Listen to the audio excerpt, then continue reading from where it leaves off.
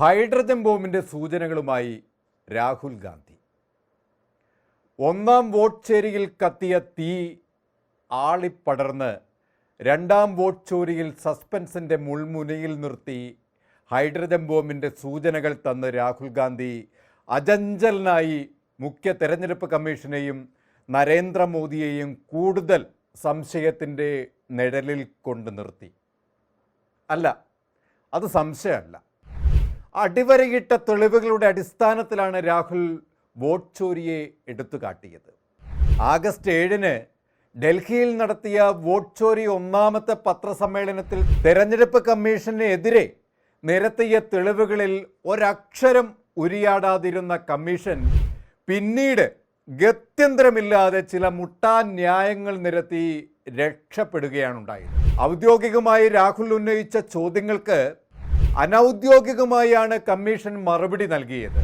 തെളിവുകൾ കയ്യിലുണ്ടെങ്കിൽ എന്തുകൊണ്ട് രാഹുൽ ഗാന്ധി പ്രതിജ്ഞാപത്രത്തിൽ ഒപ്പിട്ട് നൽകാത്തത് എന്നായിരുന്നു തെരഞ്ഞെടുപ്പ് കമ്മീഷൻ പ്രതികരിച്ചത്. അതിന് രാഹുൽ ഗാന്ധി നൽകിയ മറുപടി, താനൊരു പൊതുപ്രവർത്തകനാണ്, ലോകസഭാ പ്രതിപക്ഷ നേതാവുമാണ്, തൻ്റെ വാക്കുകൾ ഡിക്ലറേഷനായി കണക്കാക്കുകയും അതിന്മേൽ കമ്മീഷൻ അന്വേഷണം നടത്തുകയുമാണ് വേണ്ടത് എന്ന് രാഹുൽ മുഖത്ത് നോക്കി പറഞ്ഞു. പിന്നീട് കമ്മീഷൻ രാഹുൽ ഗാന്ധി മാപ്പ് പറയണമെന്നായി. ഇങ്ങനെ ഉത്തരം മുട്ടുമ്പോൾ കൊഞ്ഞനം കുത്തി രക്ഷപ്പെടാൻ ശ്രമിക്കുന്ന ഒരു തിരഞ്ഞെടുപ്പ് കമ്മീഷൻ ഇന്ത്യ ചരിത്രത്തിൽ ആദ്യമാണ്. രണ്ടാം വോട്ട് ചോരി പത്രസമ്മേളനം കഴിഞ്ഞപ്പോൾ ആദ്യം മൗനം പൂകിയിരുന്ന കമ്മീഷൻ പിന്നീട് പറഞ്ഞു, വോട്ട് നീക്കം ചെയ്യാൻ ശ്രമം നടന്നിട്ടുണ്ട് എന്ന്. അതായത് ഇലക്ഷനിൽ സർവാധികാരമുള്ള ഒരു അധികാര കേന്ദ്രത്തിൻ്റെ മൂക്കിന് മുനമ്പിൽ ഈ ഗൗരവപൂർണമായ ഒരു കൊള്ള നടന്നിട്ട് അതിനെ നിസാരവൽക്കരിച്ചു കൊണ്ടുള്ള ഒരു ഉത്തരം നൽകുമ്പോൾ ഇക്കാര്യത്തിൽ ഇവരുടെ കൈകൾ ശുദ്ധമല്ല എന്ന് അരിയാഹാരം കഴിക്കുന്ന ആർക്കും മനസ്സിലാകും. അത് തന്നെയാണ് രാഹുൽ ഗാന്ധി വിളിച്ചു പറഞ്ഞത്. ഇക്കാര്യത്തിൽ മോദിയുടെയും മുഖ്യ തെരഞ്ഞെടുപ്പ് കമ്മീഷന്റെയും കൈകൾ ശുദ്ധമല്ല എന്ന്.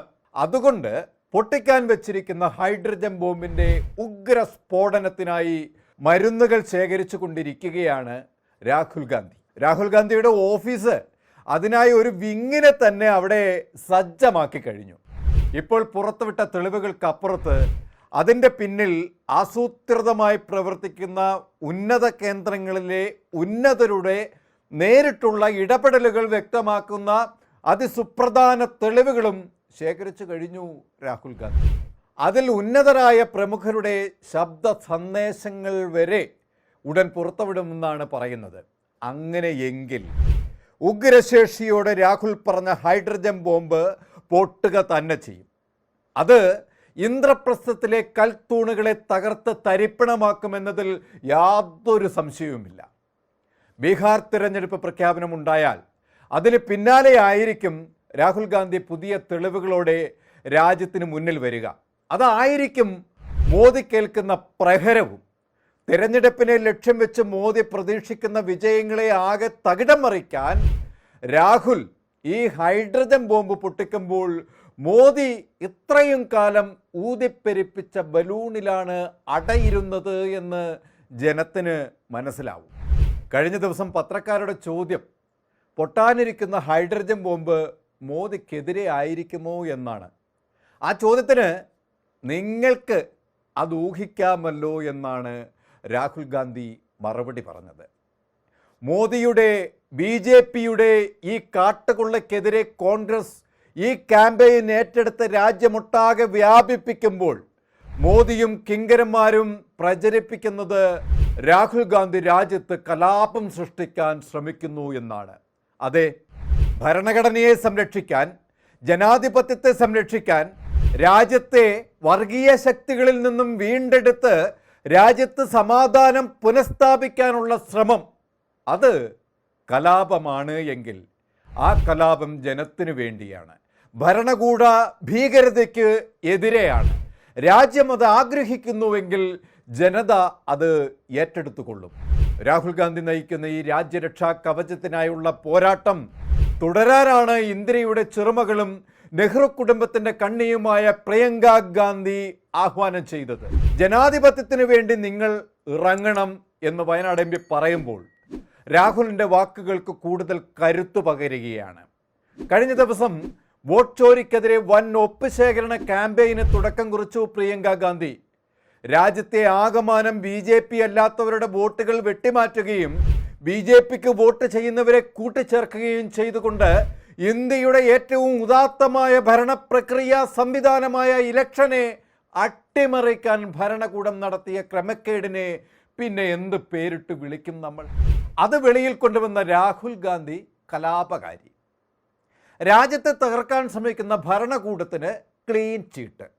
വർഷങ്ങളായി ഈ വോട്ട് കൊള്ള മോദി നടത്തുന്നു എന്ന് വേണം കരുതാൻ. അതുകൊണ്ടാണല്ലോ തുടർച്ചയായി മോദി അധികാരത്തിൽ കടിച്ചു തൂങ്ങിയത്. ജനം ഇന്ന് സത്യം അറിഞ്ഞു കഴിഞ്ഞു. തീരാത്ത കളങ്കം രാജ്യത്തിന് നൽകിയ ഒരു ഭരണാധികാരിയുടെ കാലം കഴിയാൻ ഇനി അധിക കാലമില്ല. ചതിയുടെ ബീഭത്സമായ മോദിക്കാലം രാജ്യത്തിൻ്റെ ആത്മാവിനെ കീറിമുറിക്കാൻ ഇനി അനുവദിക്കില്ല എന്ന തീരുമാനമാണ് രാഹുൽ ഗാന്ധിയെ രാപ്പകലില്ലാതെ ഇന്ത്യക്ക് വേണ്ടി പ്രയത്നിക്കാൻ പ്രാപ്തനാക്കുന്നത്. കോട്ടക്കൊത്തളങ്ങളെ പ്രകമ്പനം കൊള്ളിച്ചുകൊണ്ട് രാഹുൽ ഒളിപ്പിച്ചു വെച്ചിരിക്കുന്ന തെളിവുകൾ ഉടൻ പുറത്തു വരും. അതിൽ എല്ലാം വ്യക്തമാക്കുമെന്നാണ് രാഹുൽ ഗാന്ധി പറഞ്ഞത്. അതോടെ അളയിൽ ഒളിഞ്ഞിരിക്കുന്ന ആ വമ്പന്മാർ ഗത്യന്തരമില്ലാതെ വെളിയിൽ ചാടും. മോദിയുടെ നിലതെറ്റി തകർന്നടിയുന്ന അവസ്ഥയും നമ്മൾ കാണും. വാളെടുക്കുന്നവൻ വാളാൽ തകരുന്നത് കാണാം നമുക്ക്.